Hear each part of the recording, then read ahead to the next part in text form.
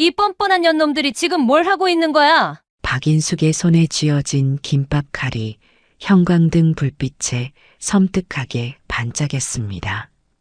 거실 한가운데 팬티 바람으로 서 있는 남편과 가운 하나만 걸친 채 키득거리던 여자의 얼굴이 창백하게 변했어요.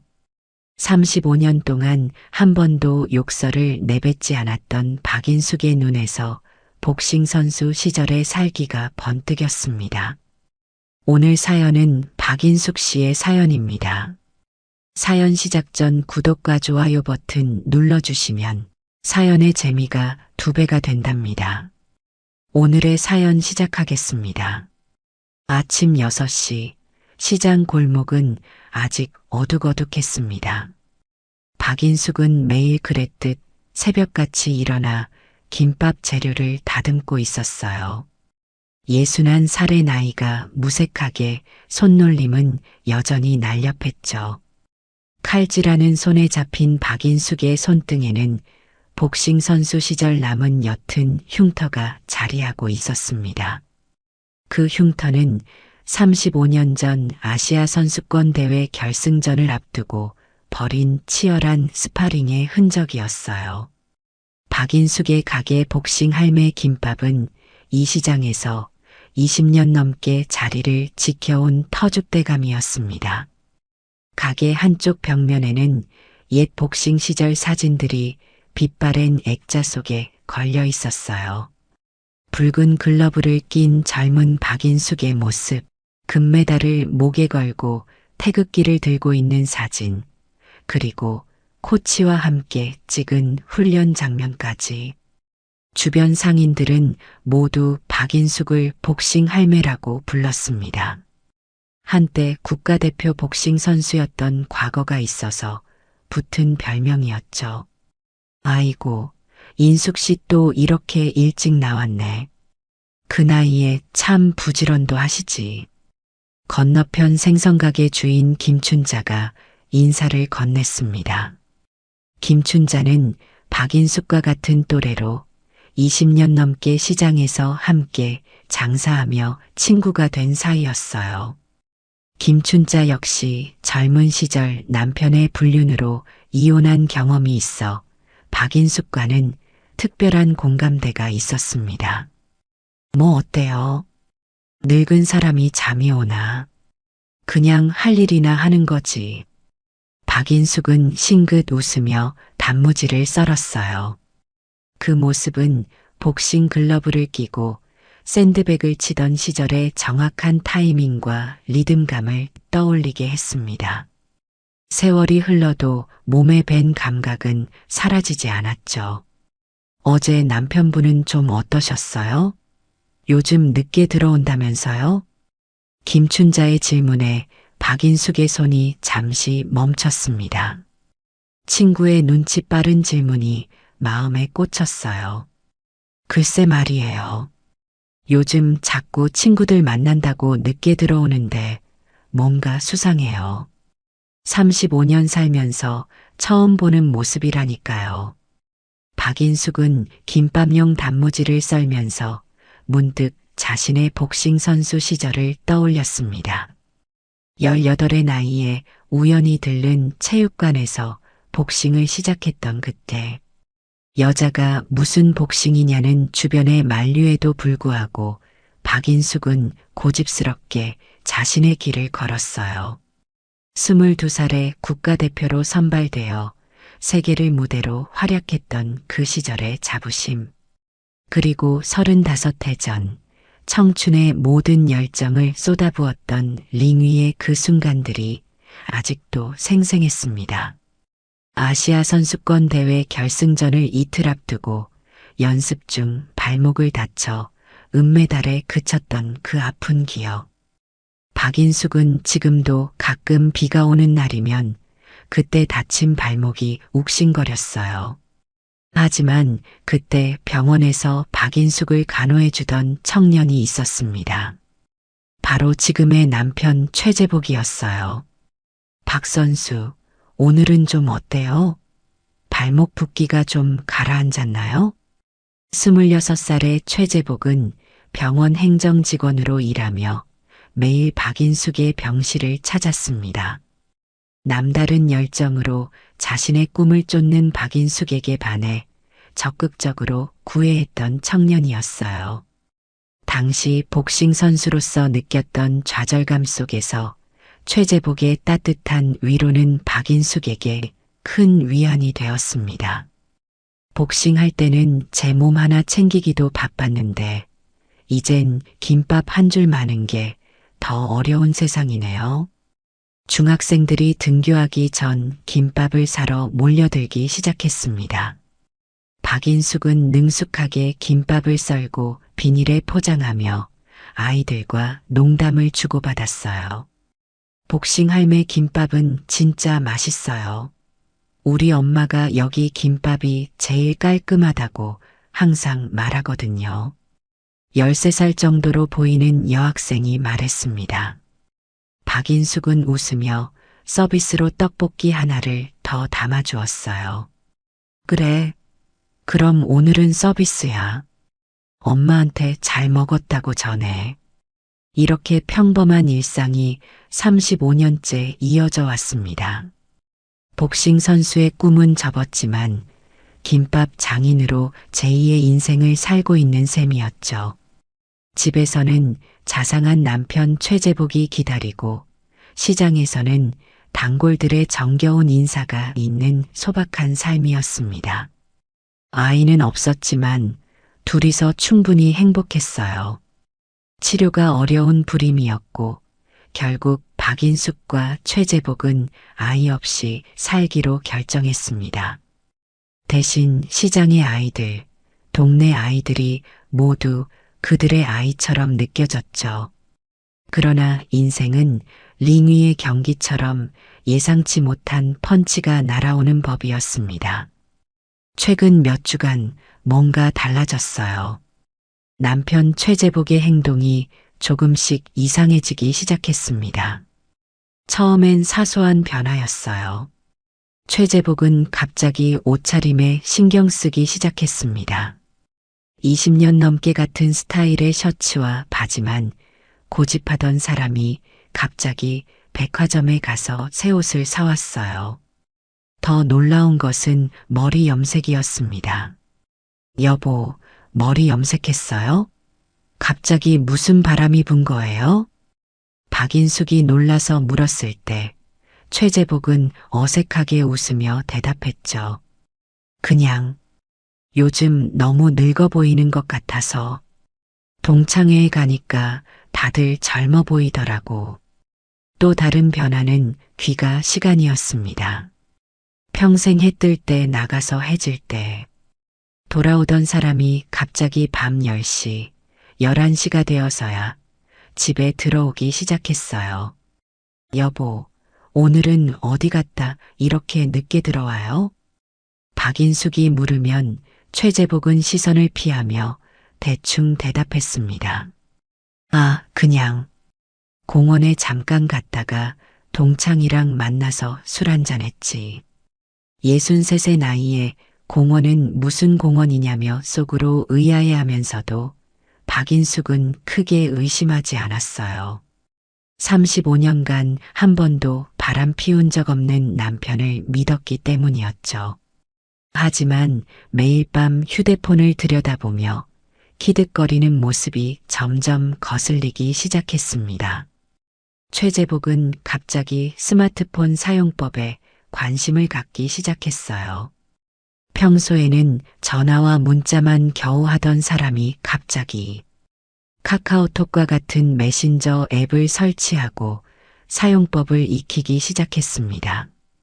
박인숙이 옆에서 무엇을 하는지 물어보면 화들짝 놀라며 휴대폰 화면을 가렸어요. 아니, 그냥 요즘 젊은 사람들 하는 거 좀 배우려고.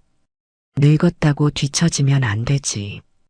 박인숙은 복싱 선수 시절 기른 직감이 뭔가 이상하다고 알려주는 것을 느꼈습니다.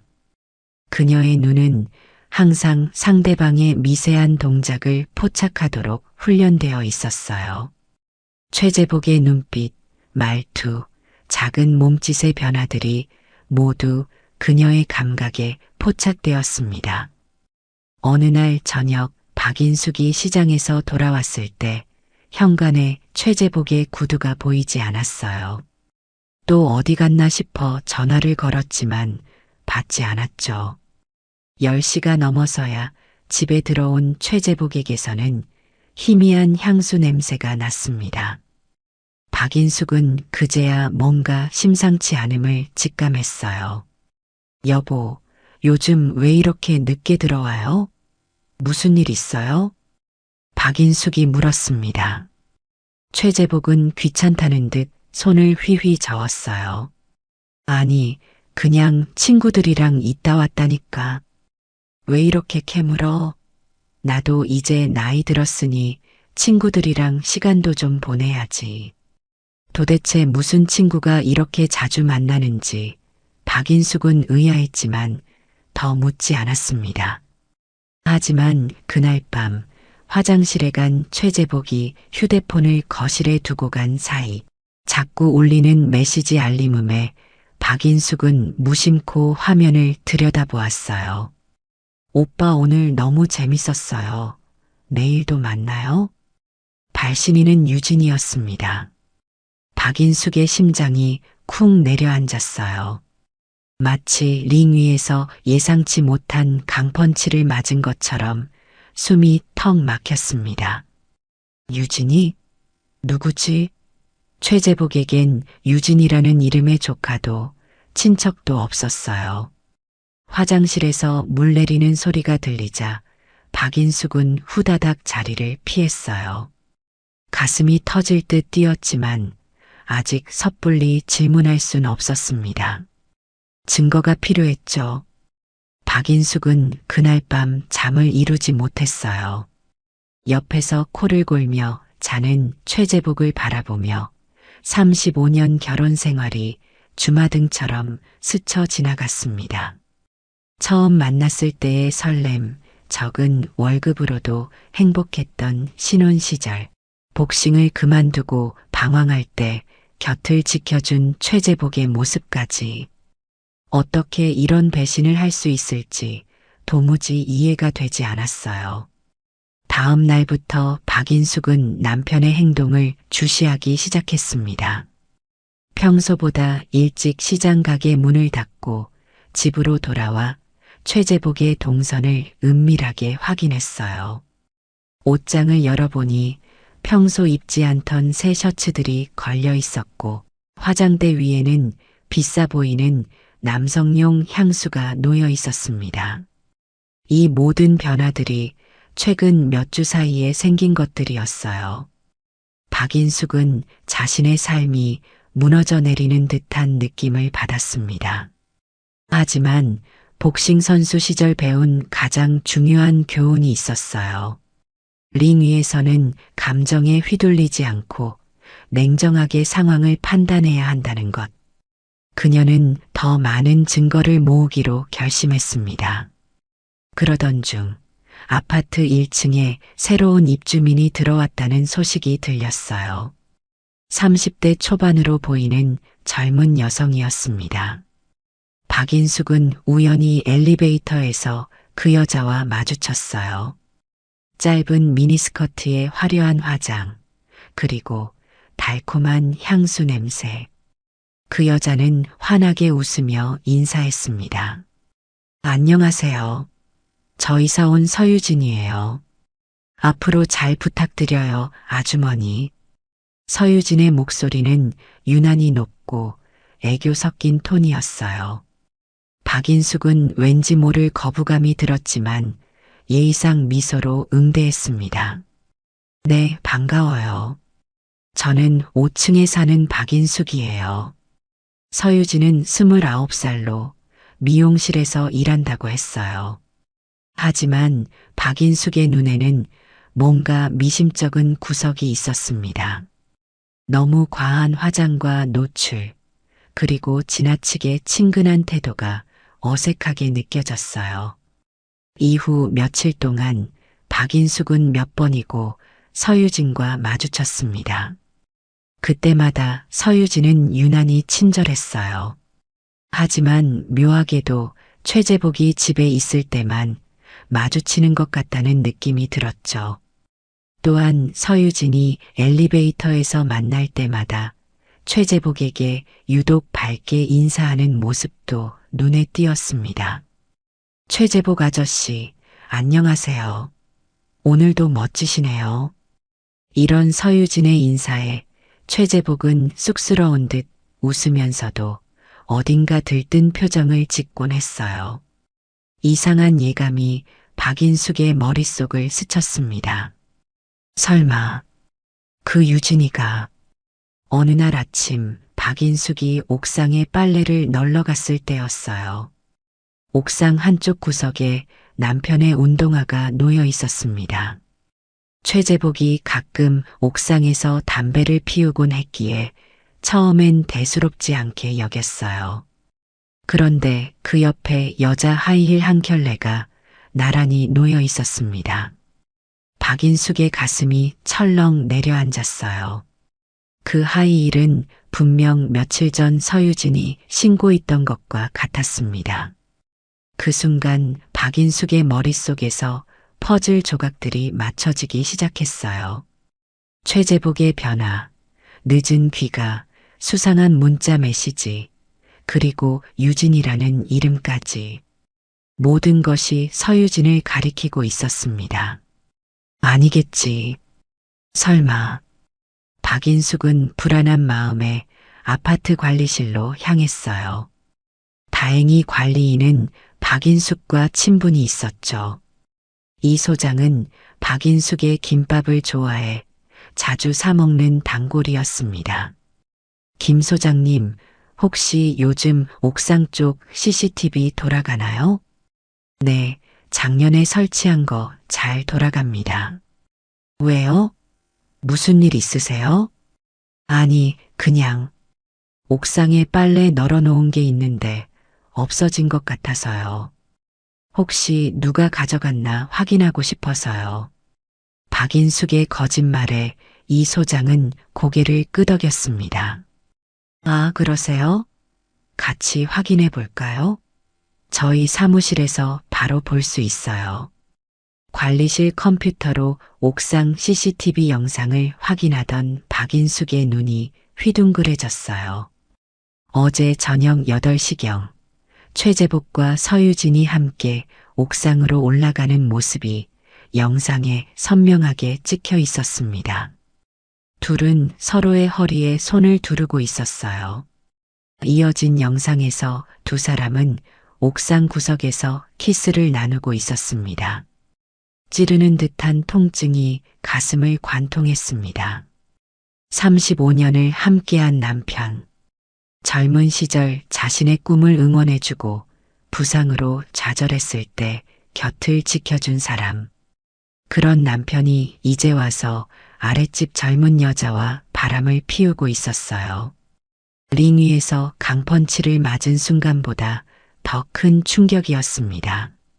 박인숙은 숨을 쉬기 힘들 정도로 가슴이 아팠어요. 하지만 그녀는 아직 이 소장 앞에서 무너질 수 없었습니다. 박인숙 씨, 괜찮으세요? 관리인의 목소리에 박인숙은 정신을 차렸어요. 네, 감사합니다. 제가 찾던 건 아니네요. 집으로 돌아온 박인숙은 주방 서랍에서 김밥 칼을 꺼내 들었습니다. 날카로운 칼날이 형광등 아래서 차갑게 빛났어요. 손에 쥐자 옛 복싱 선수 시절의 감각이 되살아났어요. 마치 글러브를 낀 것처럼 손이 떨렸습니다. 눈앞이 새빨갛게 물들었어요. 이 배신자, 내가. 그녀는 충동적으로 칼을 들고 서유진의 집으로 달려가고 싶었습니다. 하지만 곧 박인숙은 깊게 숨을 들이마셨어요. 아니, 이렇게 충동적으로 행동해선 안 됩니다. 복싱에서도 마찬가지였죠. 감정에 휘둘려 무작정 공격하면 오히려 자신이 데미지를 입게 됩니다. 전략이 필요했어요. 차분하고 계획적인 복수. 복싱 경기에서 상대를 이기려면 먼저 상대의 약점을 파악하고 체력을 소진시킨 다음 결정적인 순간에 펀치를 날려야 했습니다. 이번에도 같은 전략이 필요했어요. 그래. 이왕 복수할 거 제대로 해야지. 박인숙은 칼을 내려놓고 생각에 잠겼습니다. 그리고 마침내 씩 웃었어요. 완벽한 계획이 떠올랐습니다. 다음 날 아침, 박인숙은 평소처럼 시장에 나갔습니다. 하지만 오늘은 특별한 목적이 있었어요. 김춘자에게 상황을 모두 털어놓은 것이죠. 뭐, 당신 남편이 아랫집 여자랑 바람을 피워? 세상에 어떤 남자가 그런 아내를 두고 바람을 피워? 당신같이 훌륭한 여자를 두고? 김춘자는 충격받은 표정이었습니다. 박인숙은 침착하게 자신의 계획을 설명했어요. 춘자 씨, 나 좀 도와줘요. 내가 오래전에 남편 옷에 달 형광물질이 필요한데 혹시 어디서 구할 수 있을까요? 형광물질? 아, 우리 손자 과학 키트에 그런 게 있었어. 자외선 램프 비추면 빛나는 거. 내가 가져다 줄게. 고마워요. 그리고 하나 더, 이 일은 우리 시장 사람들한테만 비밀로 알려줘요. 내가 증거 잡으면 다 같이 그 여자 혼내줄 거니까. 이렇게 시장 상인들과의 연대가 시작되었습니다. 오래전 박인숙의 복싱 경기를 응원했던 이들이 이제는 그녀의 인생 경기를 응원하게 된 것이죠. 일을 마친 후 박인숙은 과학 키트를 파는 문방구에 들러 형광물질을 추가로 구입했습니다. 그리고 전자상가에 가서 작은 자외선 램프도 샀어요. 모든 준비를 마친 그녀는 집으로 돌아왔습니다. 집에 도착한 박인숙은 최재복의 속옷 서랍을 열었어요. 그리고 조심스럽게 팬티와 양말 안쪽에 형광물질을 발랐습니다. 이 물질은 눈에 보이지 않지만 특수 조명 아래에서는 형광색으로 빛나는 특성이 있었어요. 이걸 입고 그 여자한테 가봐. 증거가 딱 남을 거니까. 다음으로 박인숙은 휴대폰을 확인했습니다. 최재복의 휴대폰은 암호가 걸려 있었지만 박인숙은 남편의 습관을 알고 있었어요. 최재복은 항상 자신의 생일을 비밀번호로 사용했습니다. 예상대로 열렸어요. 메시지함에는 서유진과의 대화가 가득했습니다. 박인숙의 심장이 무너져 내렸어요. 대화 내용은 그녀가 생각했던 것보다 더 깊은 관계를 암시하고 있었습니다. 오빠, 퇴직금 얘기 생각해 봤어요? 우리 둘이 새 출발하면 좋을 것 같아요. 내가 어떻게든 돈 빼내볼게. 인숙이가 퇴직금 있는 줄도 몰라. 박인숙은 화가 치밀었습니다. 돈까지 노리고 있었다니. 그녀는 최재복이 공공근로에서 받은 퇴직금이 있다는 사실조차 몰랐어요. 그동안 얼마나 많은 비밀을 감춰왔던 걸까요?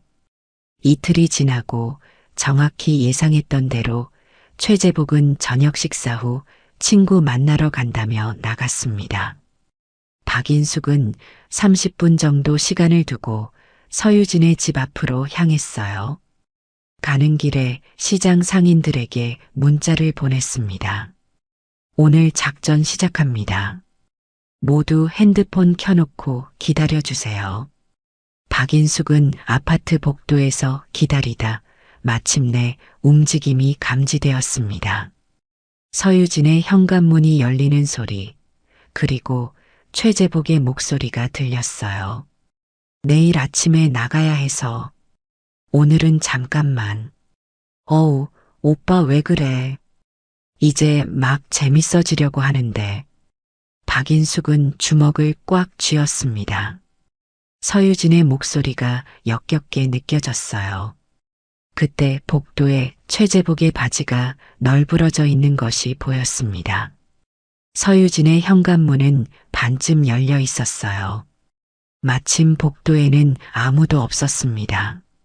박인숙의 눈이 번쩍였죠. 이때다 싶어 박인숙은 서유진의 집으로 살금살금 들어갔습니다. 박인숙은 복싱 선수 시절 단련된 발놀림으로 소리 없이 움직였어요. 거실에서 들려오는 키득거리는 웃음소리를 따라 걸음을 옮겼습니다. 그리고 마침내 충격적인 장면과 마주했어요. 서유진의 거실 한가운데 팬티 바람으로 서 있는 최재복과 가운만 걸친 서유진이 술을 마시고 있었습니다. 어머, 당신들 여기서 뭐해요? 박인숙의 갑작스러운 등장에 둘 다 얼어붙었어요. 최재복의 얼굴이 창백하게 변했습니다. 인수가, 이게 무슨, 어유, 당신들 많이 덥나 보네요? 내가 바람 좀 쐬줄까? 박인숙은 쇼핑백에서 김반마리 대나무 판을 꺼냈습니다. 그리고 주저없이 남편의 등짝을 내리쳤어요. 아! 최재복이 비명을 질렀습니다. 박인숙은 다시 한번 내리쳤어요. 35년 동안 당신에게 바친 내 청춘. 이렇게 갚아? 서유진이 비명을 지르며 도망가려 했지만 박인숙은 복싱 선수 시절 단련된 민첩함으로 그녀의 팔을 잡아챘습니다. 어디 가려고? 우리 이제 막 인사 나눴잖아요. 유진 씨. 박인숙은 미리 준비해온 테이프로 서유진의 치맛단을 말아올려 침대 프레임에 고정시켰어요. 이게 무슨 짓이에요? 당장 풀어주세요. 서유진이 발버둥 쳤지만 소용없었습니다. 박인숙은 핸드폰을 꺼내 둘의 모습을 찍기 시작했어요. 좀 웃어봐요. 이 사진 동네 사람들한테 다 보여줄 거니까. 최재복이 무릎을 꿇었습니다. 인수가 제발 한 번만 봐줘. 내가 미쳤었어. 정신이 나갔었나 봐. 제발. 당신 이 바람둥이 영감탱이 몇 번이나 바람 피웠어요? 진짜 처음이야. 유진이가 자꾸 유혹해서. 서유진이 버럭 소리쳤어요. 뭐라고요? 오빠가 먼저 접근한 거잖아요. 제가 매일 퇴직금 얘기 듣고 지겨워 죽는 줄 알아요? 박인숙의 눈이 휘둥그레졌습니다. 퇴직금? 무슨 퇴직금? 최재복은 더욱 창백해졌어요. 서유진은 비웃듯 말했습니다. 아주머니도 모르셨구나? 오빠가 퇴직금 5천만 원이 있대요. 나한테 다 줄 거라고 했는데. 그 순간 박인숙은 또 한 번 배신감을 느꼈어요. 최재복이 퇴직금이 있다는 사실도 몰랐습니다. 그동안 얼마나 많은 비밀을 감추고 있었던 걸까요? 최재복, 당신 정말 개만도 못한 인간이네요. 박인숙의 목소리는 차가웠습니다. 그녀는 핸드폰으로 무언가를 더했어요. 뭐 하는 거야? 방금 당신들 모습, 우리 시장 상인들 단체 채팅방에 올렸어요. 아, 그리고 여기 아파트 주민 단체 채팅방에도요. 뭐라고? 최재복과 서유진의 얼굴이 동시에 하얗게 변했습니다. 박인숙은 계속해서 사진을 찍었어요. 요즘은 CCTV보다 김밥칼이 더 무서운 세상이라니까. 아직 안 끝났어요. 당신들이 한 짓 똑같이 갚아줄 거니까. 박인숙은 준비해온 형광등을 켰습니다. 그러자 최재복의 팬티에서 형광색 물질이 선명하게 빛났어요. 어머, 재복 씨 팬티가 막 빛나네.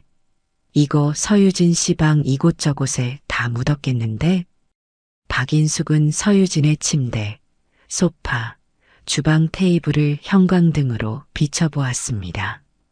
예상대로 곳곳에 형광물질 자국이 선명했어요. 역겹네요. 정말. 그때 복도에서 발소리가 들렸습니다.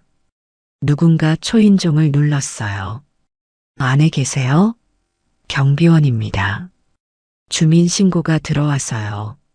서유진이 소스라치게 놀랐습니다. 안 돼. 누가 경비 불렀어요? 아, 내가 했어요. 아까 단체 채팅방에 사진 올리면서 경비실에도 전화했거든. 뭐라고요? 이러시면 안 돼요. 내 인생 망가져요. 서유진이 울음을 터뜨렸습니다. 최재복은 아직도 벌벌 떨고 있었어요. 망가지면 어때요? 사기꾼 주제에. 사기꾼이라니요? 무슨 말도 안 되는. 서울 강남에서 보험 사기로 전과 있죠?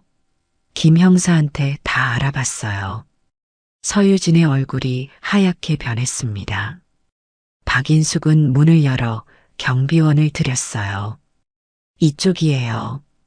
불륜 현장. 증거 사진도 다 찍어놨으니 경찰에 제출할게요. 경비원은 당황한 듯 했지만 상황 파악을 하고는 고개를 끄덕였습니다. 경찰 부르셨다고요? 벌써 오고 있을 거예요. 그리고 실제로 10분 후 경찰이 도착했습니다. 박인숙은 차분하게 상황을 설명했어요. 이 여자가 제 남편을 유혹해서 퇴직금을 뜯어내려고 했습니다. 과거에도 비슷한 수법으로 사기 행각을 벌인 전과가 있다고 들었어요. 경찰은 서유진의 신원을 조회하기 시작했습니다. 박인숙의 말은 사실이었어요. 서유진은 2년 전 강남에서 사업가를 유혹해 보험 사기를 친 전과가 있었습니다. 그녀는 남성들에게 접근해 친밀한 관계를 맺은 후 그들의 이름으로 고액보험에 가입하게 한 뒤 사고를 가장해 보험금을 타내는 수법으로 여러 명의 피해자를 양산했어요. 서유진 씨, 지금부터 하는 말은 진술로 기록될 수 있습니다. 변호사를 선임할 권리가 있습니다. 경찰이 서유진에게 말했습니다. 서유진은 이제 완전히 패닉 상태였어요. 최재복도 마찬가지였죠. 네. 내가 무슨 잘못을 했다고 이래. 나 아무것도 몰라. 최재복이 소리쳤습니다. 그러자 박인숙이 핸드폰을 들이밀었어요. 여기 문자 내역 다 있어요. 당신이 퇴직금을 서유진에게 주겠다고 약속한 것까지. 통장 내역도 확인해 보세요. 벌써 200만 원이나 이체했더군요. 최재복은 할 말을 잃었습니다. 경찰은 두 사람을 데리고 경찰서로 향했어요. 박인숙은 그들이 떠나는 것을 지켜보며 깊은 한숨을 내쉬었습니다. 인숙 씨 괜찮아요? 경비실 일을 마치고 돌아온 이 소장이 걱정스레 물었습니다. 네, 이제 좀 괜찮네요. 그동안 참느라 힘들었어요. 정말 대단하십니다. 보통 여자분들은 현장 발견하면 그냥 울고불고 난리 났을 텐데 이렇게 침착하게 대처하시다니. 제가 원래 복싱 선수였거든요. 맞으면 맞받아치는 게 제 스타일이죠. 박인숙은 쓸쓸하게 웃었습니다. 복싱 선수 시절의 자세가 다시 몸에 배어나왔어요. 어깨를 펴고 턱을 살짝 들어올린 당당한 자세. 그녀는 이 상황에서도 무너지지 않을 것이었습니다. 다음 날 아침 시장은 이미 박인숙의 이야기로 떠들썩했어요. 누구나 그녀에게 응원의 말을 건넸습니다. 인숙 씨, 어제 정말 멋졌어요. 남편 바람 피우다 잡아서 그렇게 망신 준 여자 처음 봤어. 김춘자가 엄지손가락을 들어 보였습니다. 시장 곳곳에서 박인숙을 향한 응원과 존경의 시선이 쏟아졌어요. 아니, 내가 뭐 대단한 일 했나요? 그냥 당연히 해야 할 일 했을 뿐이죠. 박인숙은 겸손하게 말했지만 속으로는 통쾌함을 느꼈습니다. 오랜 시간 링 위에서 싸우며 단련된 그녀의 근성이 이번에도 빛을 발한 거였어요. 근데 인숙 씨, 이제 어떻게 할 거예요? 남편하고는 오경숙이 조심스레 물었습니다. 박인숙은 잠시 생각에 잠겼어요. 글쎄요. 아직은 모르겠어요. 일단 당분간은 혼자 있고 싶네요. 그로부터 일주일 후 서유진은 사기 혐의로 구속되었습니다. 박인숙이 경찰에 익명으로 제보한 정보가 결정적인 단서가 되었죠. 서유진의 집에서는 다른 남성들의 개인정보와 금융정보가 담긴 노트북이 발견되었어요. 그녀는 여러 지역을 돌아다니며 비슷한 수법으로 남성들을 유혹하고 재산을 노려왔던 것이었습니다. 최재복은 재산 분할 없이 집에서 쫓겨났어요. 박인숙은 변호사를 통해 법적 절차를 밟았고 법원은 최재복의 부정행위를 인정해 박인숙에게 유리한 판결을 내렸습니다. 35년 결혼 생활이 그렇게 끝났어요. 최재복은 고시원으로 들어갔습니다. 공공근로 자리도 잃었고 동네에서 체면도 잃었어요. 한때 행복한 가정을 이루었던 남자는 이제 모든 것을 잃고 비참한 신세가 되었습니다. 이제 어떻게 살 거예요? 김춘자가 물었습니다. 박인숙은 미소 지었어요. 이제 시작이죠. 내 인생 3회전도 안 끝났는데. 박인숙은 자신의 텃밭을 정리하며 김밥 재료를 다듬고 있었습니다. 역시 김밥은 김과 밥이 만나야지. 쓰잘데기 없는 인간이 끼어들면 탈이 나요. 그녀의 얼굴에는 오랜만에 편안한 미소가 번졌습니다. 지금의 박인숙은 그 어느 때보다 강해 보였어요. 마치 링 위에서 챔피언 벨트를 들어올린 그 순간처럼 당당했습니다. 박인숙의 이야기는 동네에 떠돌았고 비슷한 경험을 한 여성들이 그녀를 찾아오기 시작했어요. 시장 반대편에서 떡볶이 장사를 하는 오경숙도 그중 하나였습니다. 박인숙 씨, 저 상담 좀 해도 될까요? 오경숙이 가게 문을 닫은 후 박인숙을 찾아왔어요. 무슨 일이세요? 사실 저도 남편이 수상해요. 요즘 자꾸 늦게 들어오고. 박인숙은 웃음을 참지 못했습니다. 아이고, 이제 제가 불륜 상담소라도 차려야 하나요? 좋아요. 내가 도와드릴게요. 김밥 칼 들고 따라가 볼까요? 두 여자는 한바탕 웃음을 터뜨렸어요. 그렇게 박인숙의 새로운 일상이 시작되었습니다.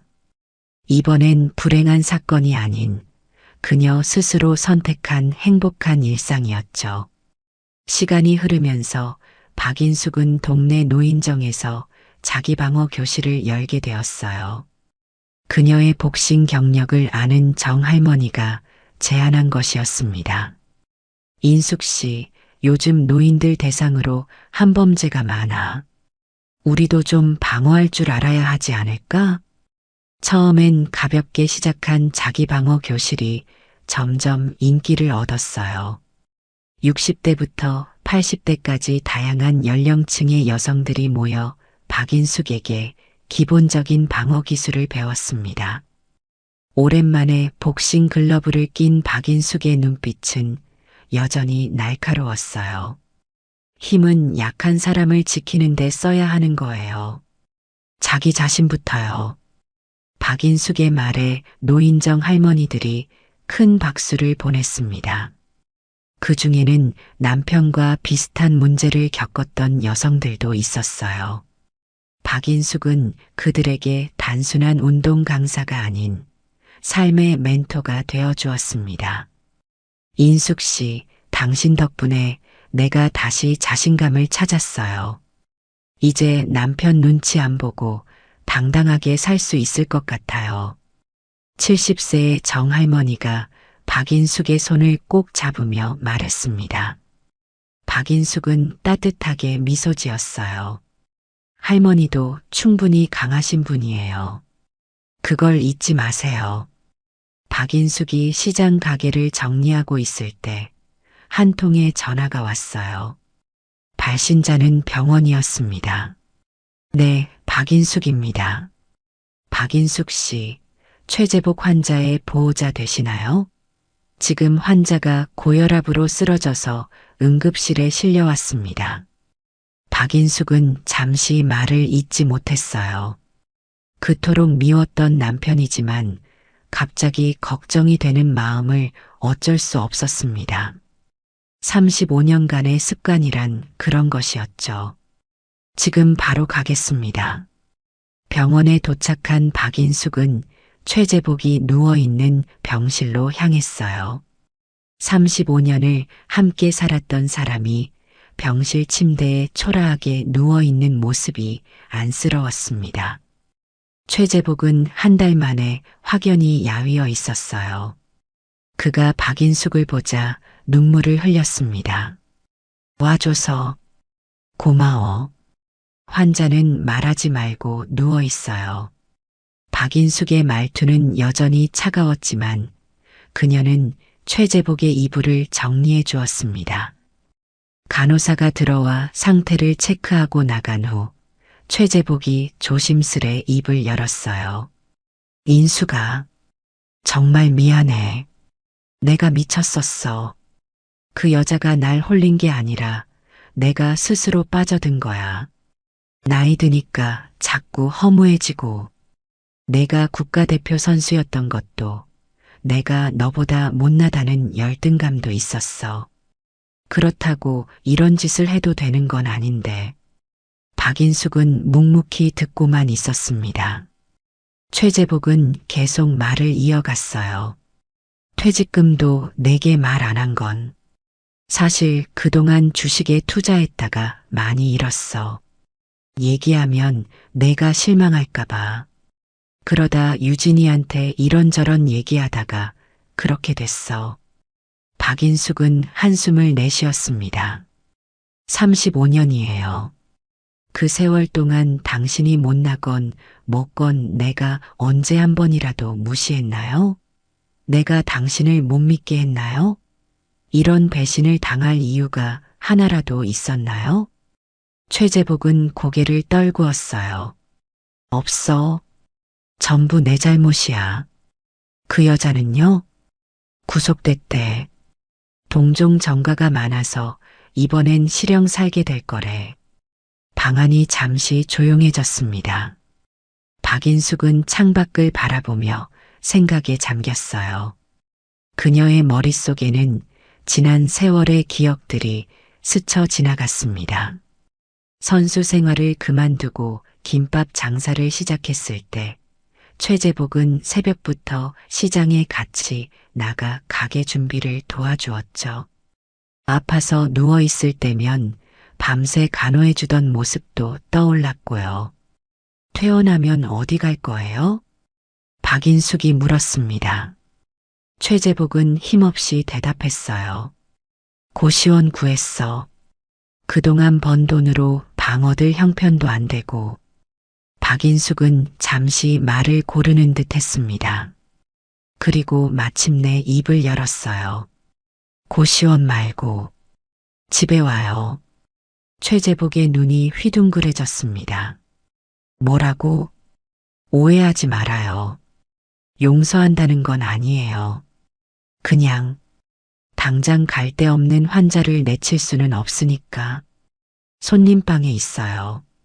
그리고 시장 일 도와주고. 최재복의 눈에 눈물이 고였어요. 그래도 되는 거야? 다시는 그런 짓 하면 진짜 죽을 줄 알아요. 내가 몇 단인지 알잖아요? 박인숙의 말에 최재복은 고개를 끄덕였습니다.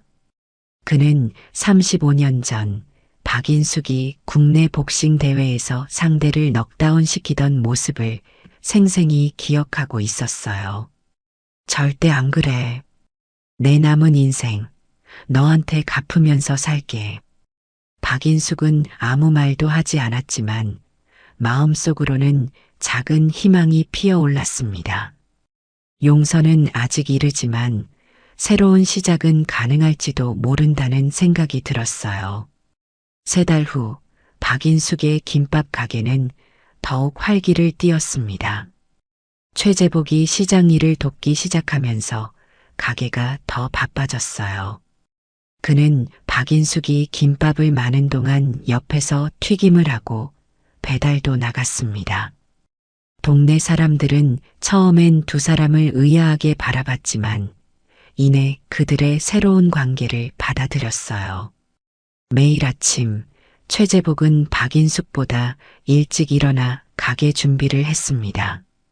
박인숙이 시장에 도착하면 이미 모든 재료가 정리되어 있었죠. 그리고 매일 저녁 두 사람은 함께 텃밭을 가꾸며 조용한 시간을 보냈어요. 여보, 내일은 내가 된장찌개 끓여줄게요. 오늘 시장에서 좋은 두부 사왔어. 최재복이 말했습니다. 박인숙은 고개를 끄덕였어요. 그래요. 맛있게 해주세요. 두 사람 사이에 예전과 같은 깊은 사랑이 돌아왔다고 말하긴 어려웠습니다. 하지만 서로에 대한 새로운 이해와 존중이 생겨났어요. 그리고 무엇보다 박인숙은 자신의 강인함을 다시 한번 확인했습니다. 링 위에서 맞서 싸우던 그 시절의 투지가 여전히 자신 안에 살아있다는 거요. 어느 날 저녁 박인숙이 텃밭에서 상추를 따고 있을 때 최재복이 다가와 말했습니다. 인숙아, 그때 내가 정말 미안해. 내가 얼마나 소중한 사람인지 깨달았어. 박인숙은 잠시 손을 멈추고 최재복을 바라봤어요. 나도 당신 없는 시간이 생각보다 외롭더라고요. 그 말을 끝으로 두 사람은 다시 조용히 텃밭 일을 이어갔습니다. 말로는 다 표현할 수 없는 감정들이 그들 사이에 흐르고 있었어요. 상처는 여전히 아물지 않았지만 함께 그 상처를 보듬고 치유해 나가는 과정이 시작된 것이죠. 시장 사람들은 이제 박인숙을 복싱 할매가 아닌 복싱 선생님으로 부르기 시작했습니다. 그녀가 동네 노인정에서 자기 방어 운동을 가르치기 시작했기 때문이었어요. 오랜만에 복싱 글러브를 낀 박인숙의 눈빛은 여전히 날카로웠습니다. 자기 방어 교실은 매주 월요일과 목요일에 열렸어요. 처음에는 5~6명으로 시작했지만 이제는 20명 가까이 모였습니다. 주로 60대 이상의 여성들이었지만 가끔 젊은 여성들도 찾아왔어요. 선생님, 덕분에 저번에 버스에서 불량하게 구는 젊은이한테 당당하게 맞서서 자리를 요구했어요. 80세의 김할머니가 자랑스럽게 말했습니다. 박인숙은 미소를 지었어요. 잘하셨어요. 그게 바로 제가 가르치고 싶은 거예요. 나이 들었다고 여자라고 약한 게 아니라는 걸요. 박인숙의 자기방어 교실은 단순한 운동 모임을 넘어 여성들의 자존감을 높이는 공간이 되었습니다. 그녀는 복싱 기술뿐만 아니라 인생의 지혜도 나눴어요. 링 위에서 가장 중요한 건 상대의 약점을 찾는 거예요. 인생도 마찬가지죠. 우리의 약점을 공격하는 상황이 오면 그걸 피하고 우리의 강점으로 맞서야 해요. 교실이 끝난 후 박인숙은 종종 노인정에 남아 할머니들과 차를 마시며 이야기를 나눴습니다. 그 시간은 그녀에게도 큰 위로가 되었어요. 인수가 너 남편하고는 어떻게 됐어? 화해했다면서? 정할머니가 물었습니다. 박인숙은 잠시 생각에 잠겼어요. 화해라. 글쎄요. 아직은 용서했다고 말하기 어려워요. 하지만 함께 살고는 있어요. 그 사람도 나름대로 반성하고 노력하고 있으니까요. 그래. 우리 나이에 새로 시작하는 건 쉽지 않지. 하지만 너무 오래 미워하는 것도 내 마음에 독이 돼. 적당히 용서하고 남은 인생 편하게 살아. 박인숙은 정할머니의 조언을 마음에 새겼습니다. 미움과 분노가 오래 지속되면 결국 자신을 망치는 법이었어요. 집으로 돌아가는 길, 박인숙은 문득 하늘을 올려다봤어요. 맑고 푸른 하늘이 그녀를 반겼습니다. 가슴속에 있던 분노와 상처가 조금씩 가라앉는 느낌이었어요. 인생이라는 링 위에서 그녀는 또 한 번의 승리를 거두었습니다.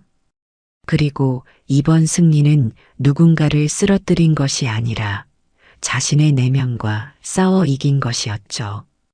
집에 도착하자 최재복이 저녁을 차려놓고 기다리고 있었습니다. 그는 요즘 요리에 관심을 갖기 시작했어요. 유튜브를 보며 배운 요리법으로 박인숙을 놀라게 하려는 듯 했습니다. 오늘은 김치찌개예요. 우리 집 스타일로 끓여봤는데 어떨지 모르겠네. 박인숙은 조용히 식탁에 앉았습니다. 최재복이 조심스레 국을 떠서 그녀 앞에 놓았어요. 첫 맛을 본 박인숙의 눈이 커졌습니다. 어머, 생각보다 맛있네요? 정말? 다행이다.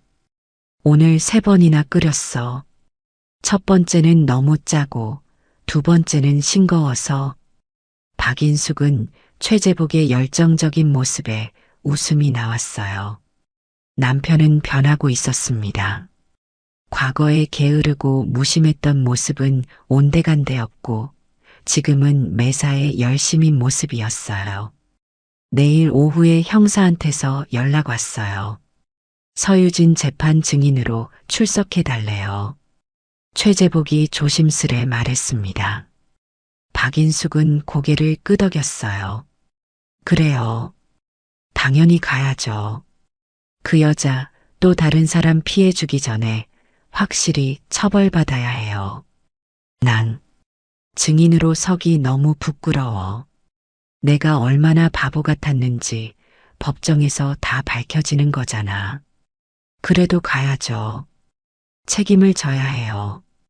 당신도 피해자지만 한편으론 가해자이기도 했으니까요. 최재복은 고개를 끄덕였습니다. 그의 눈빛에 결연함이 서렸어요. 그래, 넌 항상 옳았어. 내가 정신 차리고 제대로 살아야지.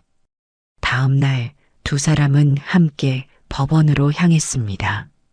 서유진의 재판장에서 박인숙과 최재복은 차례로 증언대에 섰어요. 박인숙은 당당하게 모든 상황을 설명했고 최재복은 떨리는 목소리로 자신의 잘못을 인정했습니다. 재판이 끝난 후 검사가 다가와 박인숙에게 말했어요. 박인숙 씨 덕분에 서유진의 다른 피해자들도 용기를 내어 신고했습니다. 이번에 그녀는 상당 기간 실형을 살게 될 거예요. 다행이네요. 더 이상 피해자가 생기지 않아서요. 법원을 나서는 길, 박인숙은 문득 과거 복싱 경기 후 느꼈던 것과 비슷한 해방감을 느꼈습니다. 모든 것을 쏟아부은 후의 홀가분함이었어요. 역시 인생은 링 위랑 비슷해요. 가끔은 맞아도 쓰러지지 않는 게 중요하니까. 박인숙은 혼잣말을 하며 집으로 향했습니다. 그곳에는 저녁을 준비하고 있을 최재복이 기다리고 있었어요. 복싱 선수 시절 가장 어려운 상대를 이겨냈던 것처럼 박인숙은 인생의 또 다른 라운드를 시작하고 있었습니다. 이번에는 용서와 화해라는 어쩌면 가장 어려운 기술을 연마하는 시간이 될 것이었죠. 복싱에서 중요한 건 때리는 것보다 맞고도 버티는 거였어요. 인생도 마찬가지인가 봐요. 박인숙의 입가에 잔잔한 미소가 번졌습니다. 그렇게 그녀의 새로운 하루가 시작되었어요. 인생은 끊임없는 라운드의 연속이었습니다. 때로는 강펀치를 맞기도 하고, 때로는 넉다운되기도 하지만, 중요한 건 다시 일어나 싸울 수 있는 용기였어요. 박인숙은 그 용기를 가진 여성이었습니다. 그리고 그녀의 이야기는 많은 사람들에게 희망이 되었죠. 사람들이 절 보고 복싱 할매라고 불렀을 때 처음엔 좀 기분 나빴어요. 하지만 이제는 그 이름이 자랑스러워요. 복싱처럼 인생도 끝까지 포기하지 않는 게 중요하니까요. 박인숙의 이야기는 시장을 넘어 동네 전체로, 그리고 더 넓은 세상으로 퍼져나갔습니다. 그녀는 더 이상 남편의 불륜으로 상처받은 피해자가 아니었어요. 자신의 인생을 당당하게 살아가는 주인공이었습니다. 35년의 결혼 생활, 그리고 그 끝에서 맞이한 배신과 상처. 하지만 박인숙은 그 모든 것을 이겨내고 더 강한 사람으로 거듭났어요. 그녀의 이야기는 많은 여성들에게 용기와 희망이 되었습니다. 특히 비슷한 상황에 처한 여성들에게는 실질적인 지침이 되었죠. 내 인생의 링에서 나는 아직 현역이에요. 앞으로도 많은 라운드가 남아있겠지만 나는 끝까지 포기하지 않을 거예요. 박인숙의 말에 노인정 할머니들이 박수를 보냈습니다. 그녀의 이야기는 계속될 것이었어요. 복싱 할매의 삶은 여전히 현재 진행형이었으니까요.